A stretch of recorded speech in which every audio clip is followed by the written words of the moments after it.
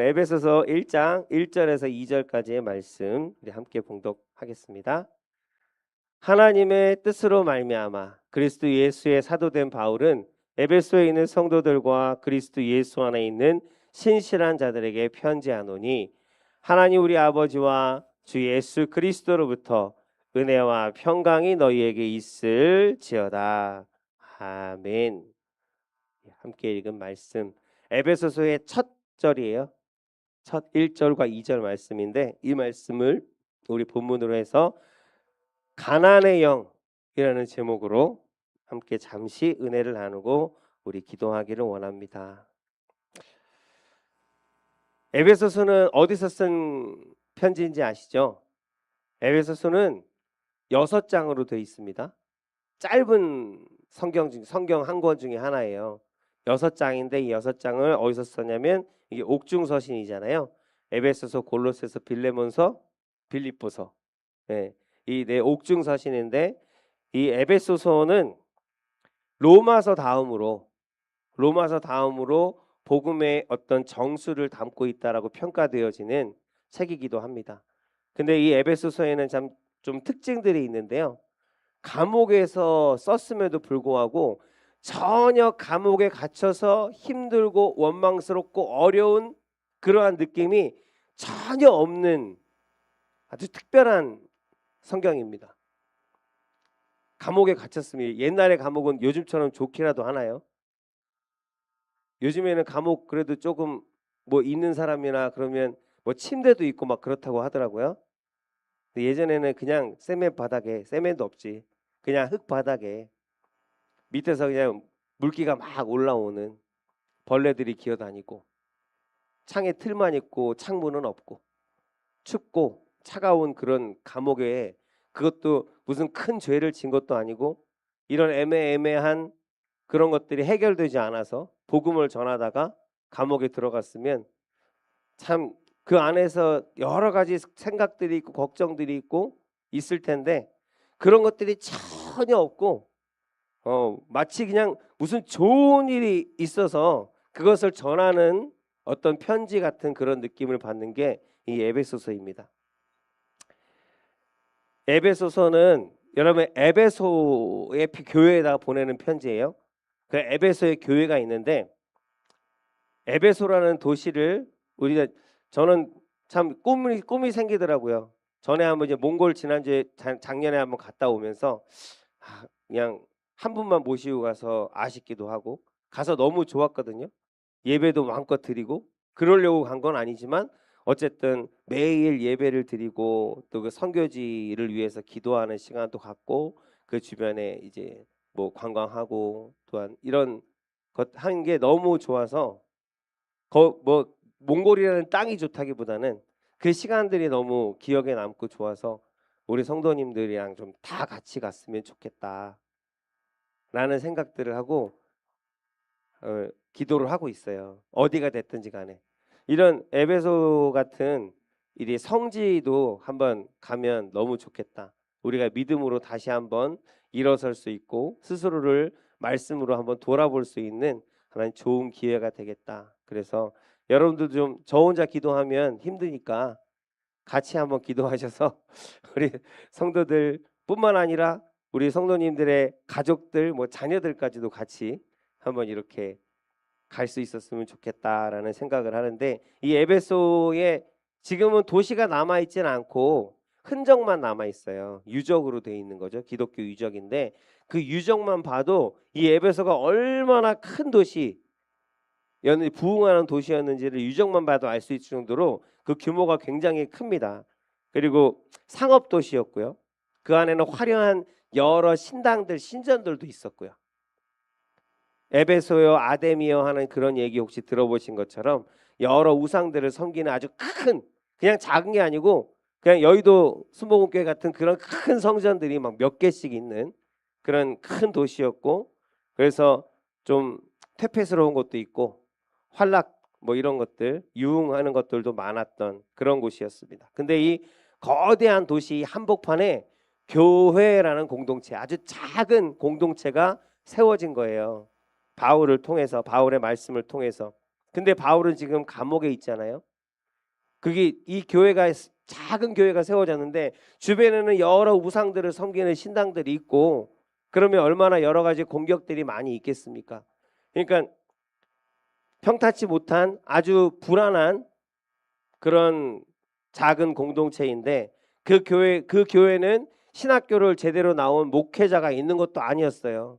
예수님에게 친히 사사를 받은 그런 목회자가 있는 것도 아니고 그냥 유대인과 이방인들이 섞여서 그 중에서 먼저 믿는 자, 먼저 말씀을 본 자가 그냥 그 말씀을 서로 나누고 이제 이런 상황인 그런 작은 교회인데 그러니까 얼마나 그 안에서 다툼이 많고 갈등이 많았을 거고 그러니까 당시 감옥에 갇혀 있던 사도 바울도 아마 이 에베소에 대한 걱정이 많았을 거예요. 걱정이 많았을 건데 이 작은 공동체가 이 에베소 그 도시에서 그 거대한 세상에서 사라지지 않고 무너지지 않고 신앙을 지켜서 믿음을 지켜서 잘 살아남을 수 있을까 하는 그런 마음들이 분명히 있었을 겁니다. 그런데 에베소서에는 그런 얘기가 전혀 없어요. 기도하는 가운데 하나님께서 바울의 눈을 열어 주셨습니다. 그래서 교회의 참된 영광, 이 교회 작은 공동체의 참된 영광을 보게 하셨어요. 그냥 교회 눈으로 보여지는 교회는 너무나 초라할 뿐이에요. 주변에 많은 큰 건물들이 있고 많은 삐까번쩍한 그런 사람들이 있고 그런 축제들도 열리고 그런데 그 가운데 그 작은 교회, 작은 공동체 눈으로 보기에는 초라할 뿐이지만 근데 상상할 수 없는 하나님의 풍성함과 충만함이 그 교회 가운데 일어나고 있음을 하나님께서 바울에게 믿음으로 보여주신 거예요.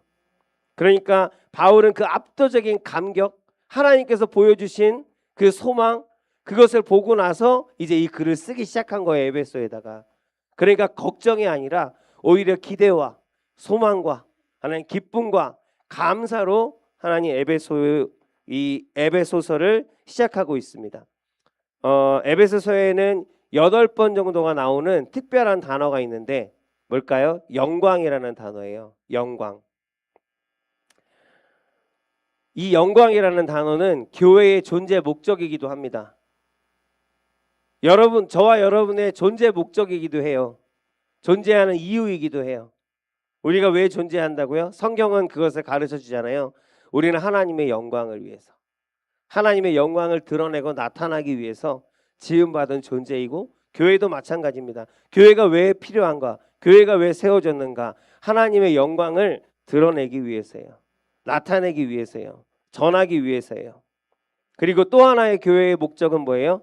영혼을 구원하는 거예요. 그거 외에는 교회가 존재할 이유가 없어요. 하나님의 영광을 나타내고 잃어버린 영혼들, 하나님께서 사랑하시는 영혼들을 구원하는, 그들에게 복음을 전하고 예수 그리스도의 이름을 전하는 하나님, 그것이 교회의 존재 이유입니다. 우리가 그것을 좀 잊지 않았으면 좋겠습니다. 목사만이 할 것이 아니라 여러분들 하나하나가 하나님 보시기에는 교회이고 성전이잖아요.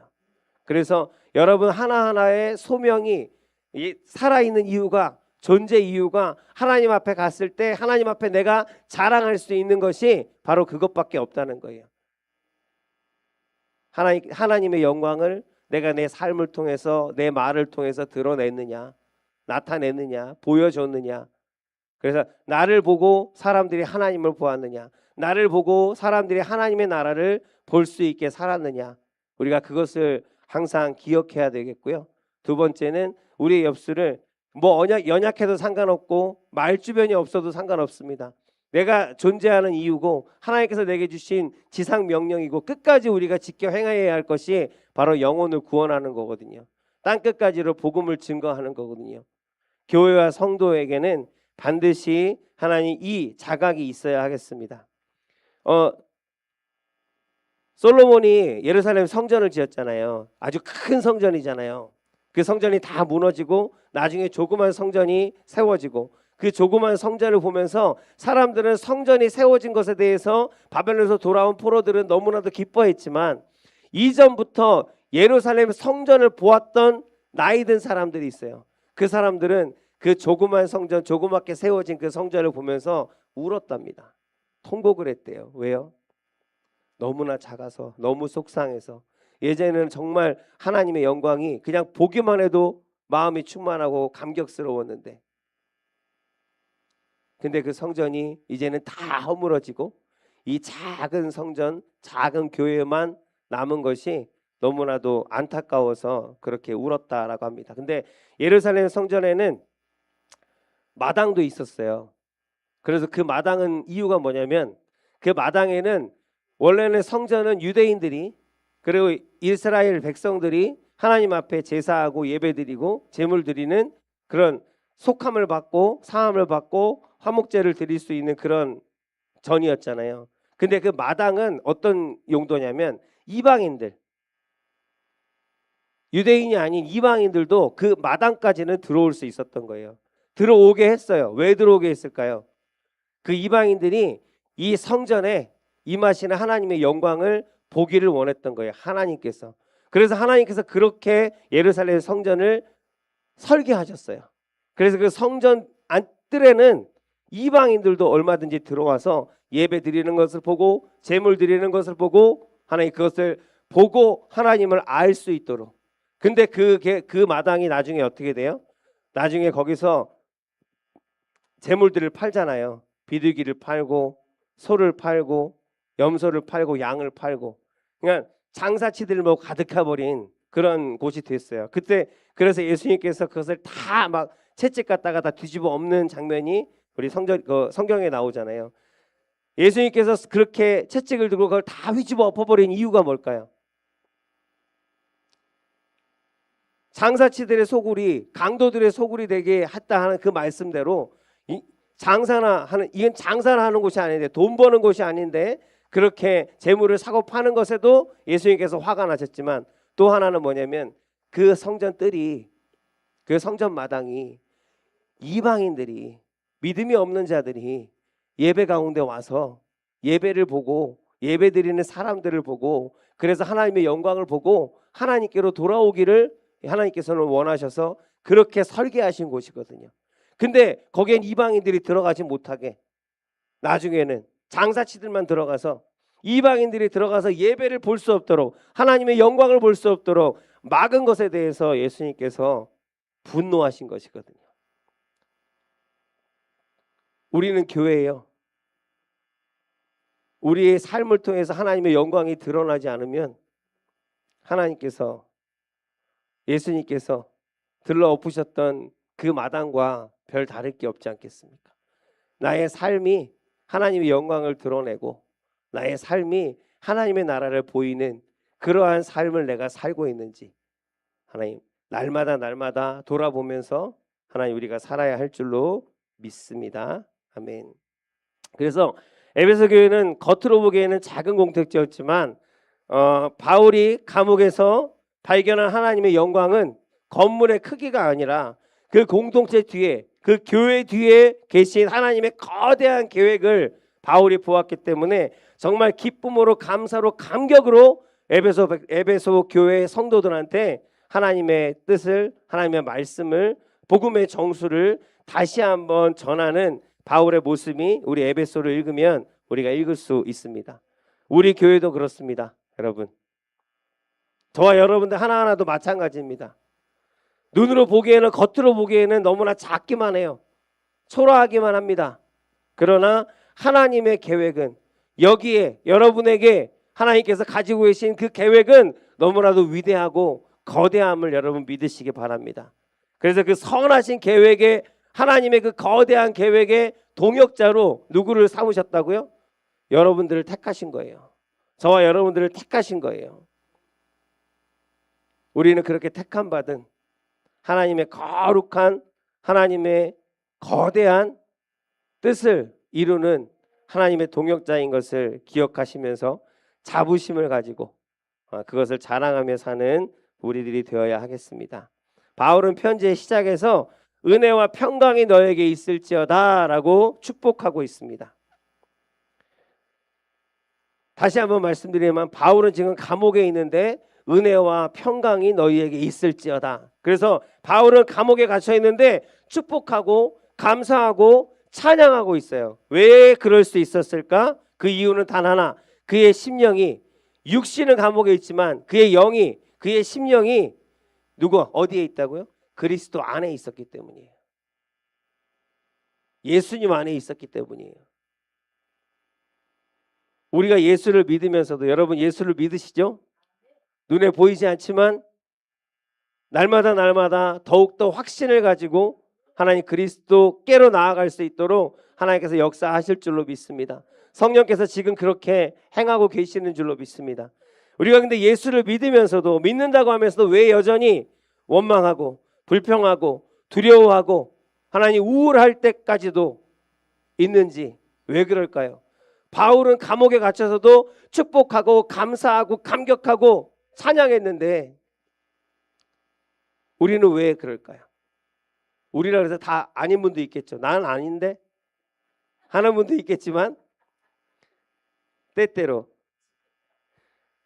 그것은 우리가 그렇게 때로는 우울하고 때로는 원망과 불평으로 가득하고 걱정과 근심으로 가득한 이유는 우리 몸이, 여러분이 지금 사는 곳이 어때요? 3층도 걸어가기 힘들어. 엘리베이터 있는 아파트에 살고 싶어. 엘리베이터가 없는 작은 아파트에 내가 살기 때문에 일까요? 아니면 내가 타고 다니는 차가 남들은 막 에쿠스 에쿠스 좋은 건가? 하여튼 뭐 BMW 막 이런 거 타고 다니면 빵빵거리면서 다니면 번쩍번쩍하면서 다니는데 나는 그나마 그 차도 없어갖고 버스 기다리다가 잠깐 자고 일어나면 종점 가 있고 하루하루가 피곤해. 내가 그래서 그럴까요?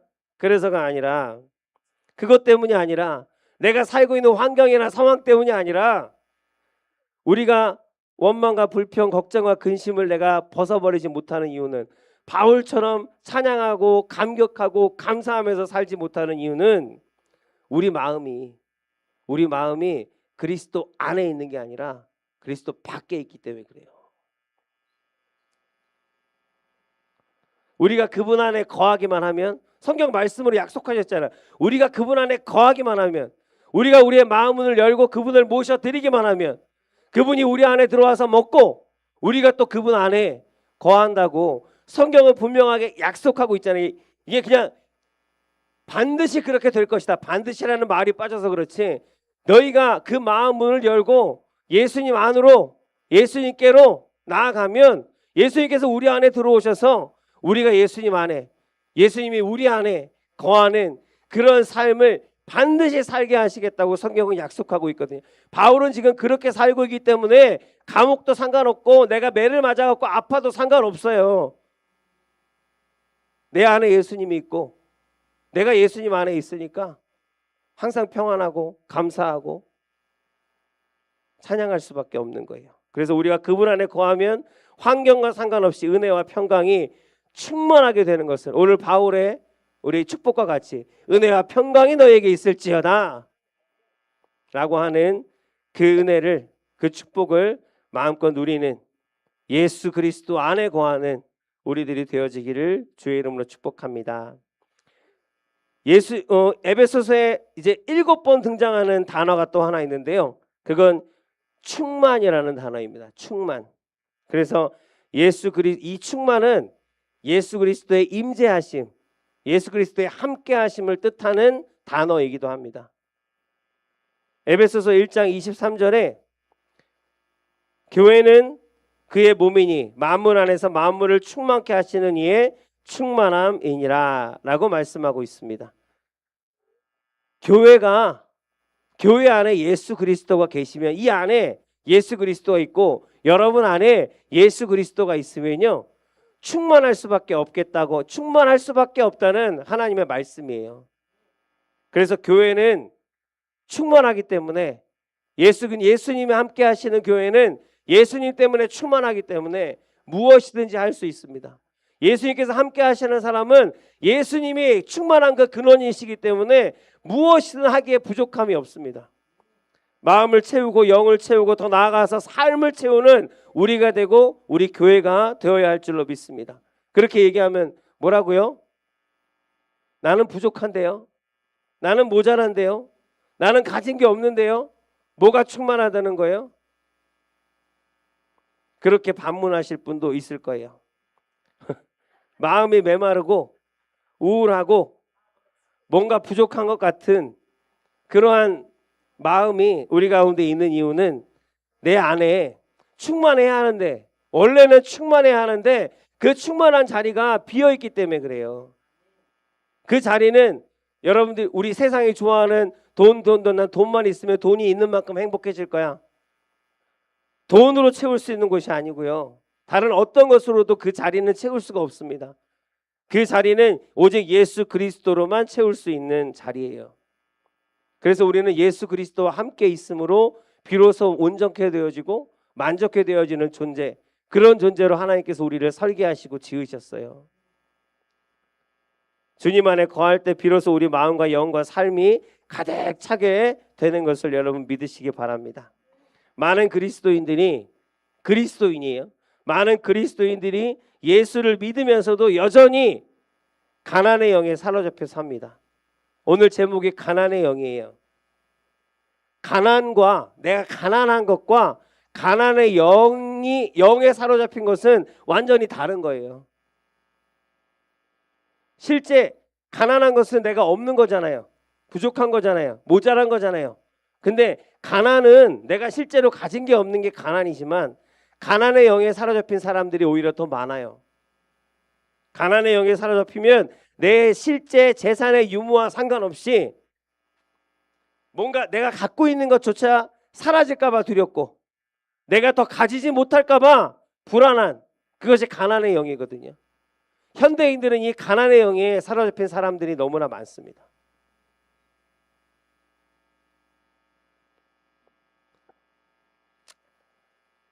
부자 동네 있죠.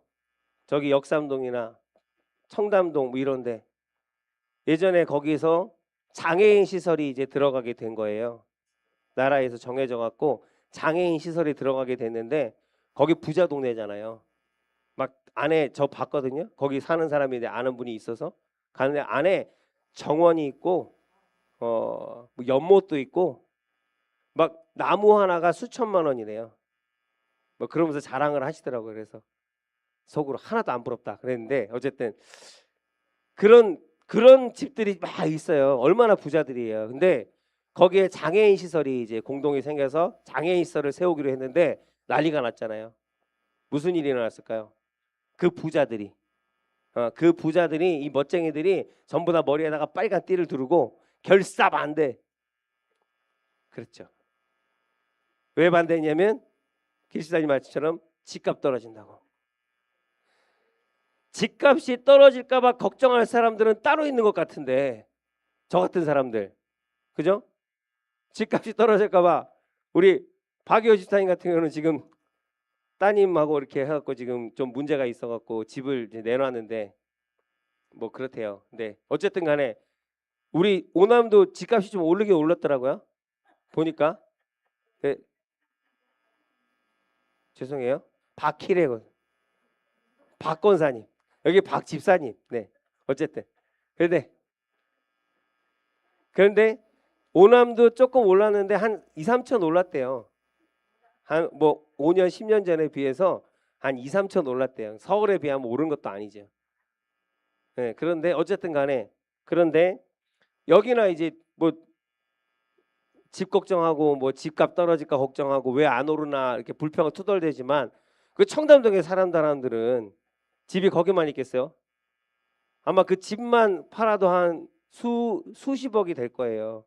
그런데 그 집값 떨어질까 봐 그게 염려가 돼 갖고 내가 가진 거 잃어버릴까 봐, 내가 갖고 있는 거 뺏길까 봐 그렇게 데모를 하더라는 거예요. 가난한 사람들이나 해야 될 짓을 가난하지 않은 사람들이 가난의 영에 사로잡히니까 그렇게 추접스러운 일을 하더라는 거예요. 우리는 여러분 창세기 12장 3절에 이 말씀 기억하시죠? 너를 축복하는 자에게는 내가 복을 내리고 너를 저주하는 자에게는 내가 저주하리니 땅의 모든 족속이 너로 말미암아 복을 얻을 것이라 하신지라. 무슨 말씀인지 아세요? 이게 아브라함에게 하신 축복이잖아요. 그 아브라함의 축복을 우리가 같이 받았잖아요. 우리는 아브라함과 함께 이 축복을 같이 받은 사람들이에요. 땅의 모든 사람들이, 한마디로 이 말대로면 땅의 모든 사람들이, 나를 만나는 모든 사람들이 나 때문에 복을 받는 거예요. 그런 복의 근원, 복의 통로가 되는 축복을 하나님 앞에 우리가 이미 받았다고요. 이것을 믿는 사람은, 이 말씀을 믿는 사람은, 이 복이 내 거라고 믿는 사람은 그 믿음대로 항상 언제나 누구에게나 나눠주고 베풀 것이 있어요. 내가 많이 가지고 못 가지고가 문제가 아니에요. 보이지는 않지만 하나님의 축복, 나를 통해서 모든 사람이 복을 받겠다 하신 그 말씀이 이루어질 것을 믿는 믿음이 내게 있으니까 작은 것이라도 나누고 베푸는 것, 그래서 더 채워주시는 하나님 아버지의 은혜를 경험하는 것, 그 감격이 있고 그 믿음이 있어서 항상 풍요롭고 항상 충만하고 항상 나누고 베푸는 삶을 살 수밖에 없다는 거예요. 근데 아무리 많이 가져도 내가 가난하다는 생각, 이 가난의 영을 떨쳐버리지 못하면 아무것도 줄 게 없어요. 내가 가지고 있어도 아무것도 줄 게 없어요. 두 개가 있으면 하나 줄만 하잖아요. 하나 쓰고 하나는 나중에 써야지. 못 줘요. 우리 잘 아는 말씀, 우리 이걸 같이 한번 읽어볼까요? 읽으면서 여기 나에다가 내 이름을 한번 넣고 짧게 읽어도 괜찮으니까 한번 읽어볼게요. 같이. 야훼는 주노의 목자시니 내게 부족함이 없으리로다. 그가 주노를 푸른 풀밭에 누이시며 쉴만한 물가로 인도하시는도다. 주노의 영혼을 소생시키시고 자기 이름을 위하여 의의 길로 인도하시는도다. 주노가 사망의 음침한 골짜기로 다닐지라도 해를 두려워하지 않을 것은 주께서 주노와 함께 하심이라. 주의 지팡이와 막대기가 주노를 안위하시나이다.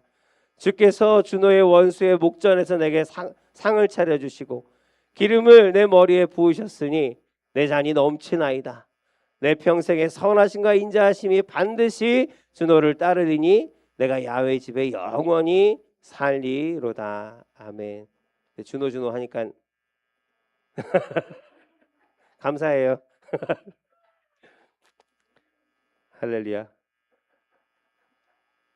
여러분은 이런 사람들이에요. 이게 누구의 고백입니까? 다윗의 고백이죠. 다윗의 목자가, 지금 여기 한 다윗의 목자가 바로 우리의 목자예요. 다윗은 그런 하나님을 믿었기 때문에, 그런 하나님이 나의 선한 목자가 되심을 믿었기 때문에 다윗은 평생 가난하게 살지 않았어요. 물론 왕이어서 부유하다는 얘기가 아닙니다. 부족한 것이 없다고 지금 고백하고 있잖아요. 그럼 이 고백을 언제 했을까요? 나는 부족한 게 없습니다. 주께서 나의 선한 목자가 되시기 때문에 내가 어디를 가든지 사망의 음침한 골짜기를 다닐지라도 나는 해를 받지 않고 나를 안위하시고 나를 지키시고 나를 돌보시고 나를 채우실 것을 내가 믿습니다. 이 고백을 언제 썼냐면 다윗이 광야에 있을 때, 광야에서 사울 왕에게 쫓겨다닐 때, 그 목숨이 위태로운 상황에서 하나님 앞에 고백한 게 바로 이 고백이에요. 주님이 나의 선한 목자가 되셨으니 우리는 더 이상 가난하지 않습니다. 여러분은 가난하지 않아요. 디모데전서 6장 제가 읽겠습니다. 우리가 세상에 아무것도 가지고 온 것이 없음에 또한 아무것도 가지고 가지 못하리니 우리가 먹을 것과 입을 것이 있은즉 족한 줄로 알 것이니라. 부하려 하는 자들은 시험과 올무와 여러 가지 어리석고 해로운 욕심에 떨어지나니 곧 사람으로 파멸과 멸망에 빠지게 하는 것이라. 돈을 사랑함이 일만하게 뿌리가 되나니 이것을 탐내는 자들은 미혹을 받아 믿음에서 떠나 많은 근심으로써 자기를 찔렀느니라. 아멘. 여러분, 집에 가면, 전셋집이 됐든 월세집이 됐든 집에 가면 먹을 것이 있으십니까? 먹을 것이 있어요. 입을 것도 있어요. 그럼 조카 돼요. 그럼 조카인 줄로 알래요. 아멘이 안 되는 분도 있을 거예요. 나는 그 정도 갖고는 안 되는데요. 나는 그 정도 갖고는 안 돼요. 드레스룸이 있어서 매일매일 다른 옷으로 갈아입고 그래야 돼요. 근데 만약에 내가 먹을 것이 있고 내가 입을 것이 있고 내가 잘 자리가 있고 나 이것으로 하나님께서 충분하다 하셨으니까 내가 그저 감사합니다 라고 내가 아멘으로 이 말씀을 받지 못하는 사람은 혹시라도 지금 이미 가난의 영에 잡혀있는 묶여있는 사람일 수도 있어요. 가난의 영에 사로잡힌 사람은 끝까지 부자가 되려고 합니다. 그래서 많이 가져요. 근데 많이 가질수록 저주와 같은 삶을 사는 그런 사람들을 저는 많이 봤습니다. 여러분들도 많이 보시지 않았어요? 마태복음 19장에는 한 부자 청년 이야기가 나요. 잘 아시죠? 부자 청년이 예수님한테 왔어요. 그래서 뭐라고 물어봐요? 내가 어떻게 하면 내가 영생을 얻을 수 있겠습니까? 정말 큰 마음을 먹고 온 거예요. 그런데 예수님께서 뭐라고 하세요? 네 소유를 다 팔아서 가난한 자들에게 다 나눠주고 너는 그러고 나서 나를 따라라 하셨어요. 그러니까 그 청년이 어떻게 해요? 재물이 많음으로 이 말씀을 듣고 근심하다 돌아가니라. 무슨 뜻이에요? 돈이 많았기 때문에 예수님께서 다 나눠주고 나를 따르라고 하셨는데 돈이 많아서 그 많은 돈을 내가 포기할 수가 없어서 그래서 뭘 포기했어요? 돈 대신에 영생을 포기했다고요. 구원을 포기했다고요. 재산을 지키려고 영원한 생명을 포기하는 것은 어리석은 일이에요. 우리 누구나 물어보면 다 아이고 어리석었다라고 말할 수 있을 거예요. 그런데 이런 일들이 우리 삶에 얼마나 많은지 몰라요.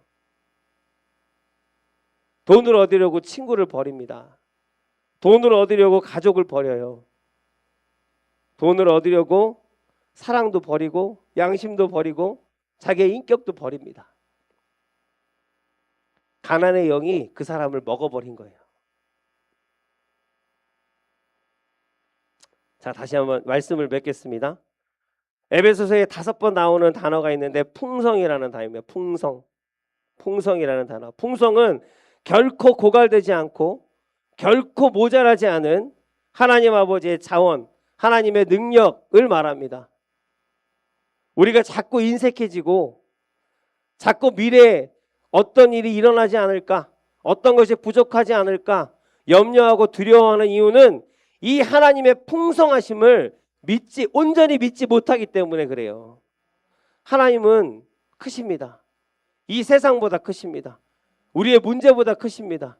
우리의 염려보다 크세요. 하나님의 풍성함은 그 모든 것을 덮고도 부족함이 없습니다. 하나님은 현재에만 속하신 분이 아니라 과거에도 현재에도 그리고 미래에도 그 풍성하신 하나님으로 우리와 함께 계실 거예요. 그것을 믿는 믿음이 우리 가운데 있으면 무엇이 모자랄까 봐 겁이 나고 걱정이 됩니까? 근데 우리가 하나님의 그 풍성함을 풍성하게 채우실 것을 내가 믿지 못하기 때문에 부족할까 봐 더 쌓아두려 하고 걱정하는 거거든요. 에베소서 2장 4절에서 7절 긍휼이 풍성하신 하나님이 우리를 사랑하신 그 큰 사랑을 인하여 허물로 죽은 우리를 그리스도와 함께 살리셨고 또 함께 일으키사 그리스도 예수 안에서 함께 하늘에 앉히시니 이는 그리스도 예수 안에서 우리에게 자비하심으로 그 은혜의 지극히 풍성함을 오는 여러 세대에 나타내려 하심이라. 아멘. 우리는 이제 가난의 영을 악한 영들이 많이 있는데 그 악한 영들을 이제 대적해야 해요. 대적하시기 바랍니다.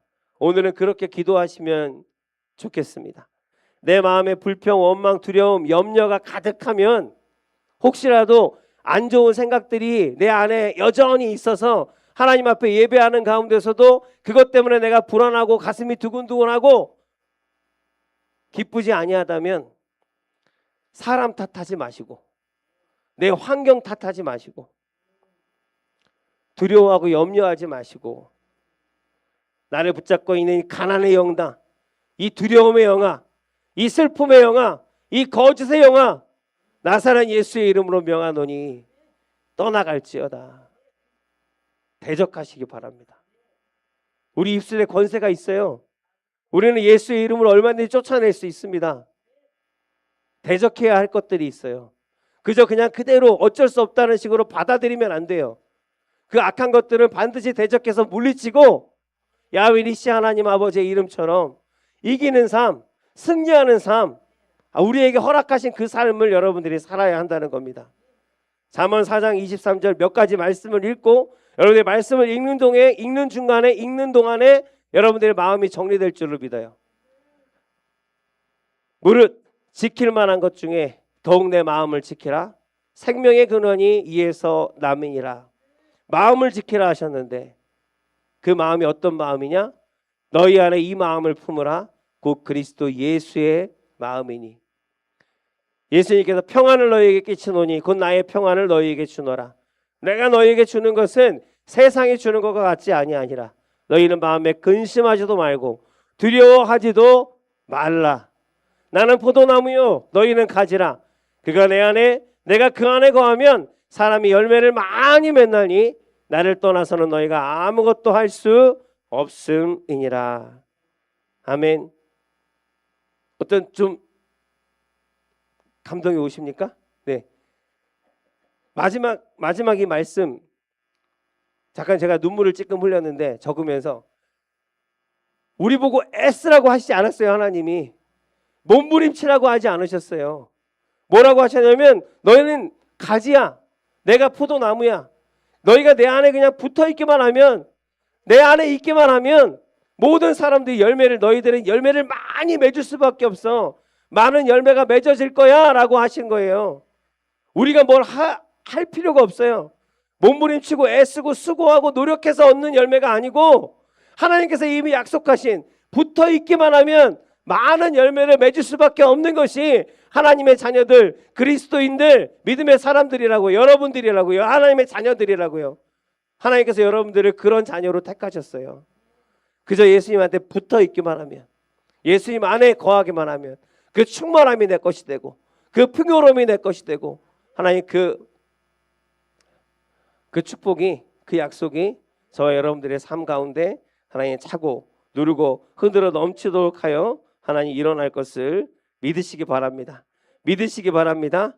하나님은 온 우주의 주인이신 우리 아버지이십니다. 그분을 목자로 삼는 자는 내게 부족함이 없으리로다 라고 언제 어디서나 고백할 수 있는 사람입니다. 저와 여러분이 그와 같은 고백을 날마다 하나님 앞에 올려드릴 수 있는 사람들이 되어지기를 예수 그리스도의 이름으로 축복합니다. 아멘.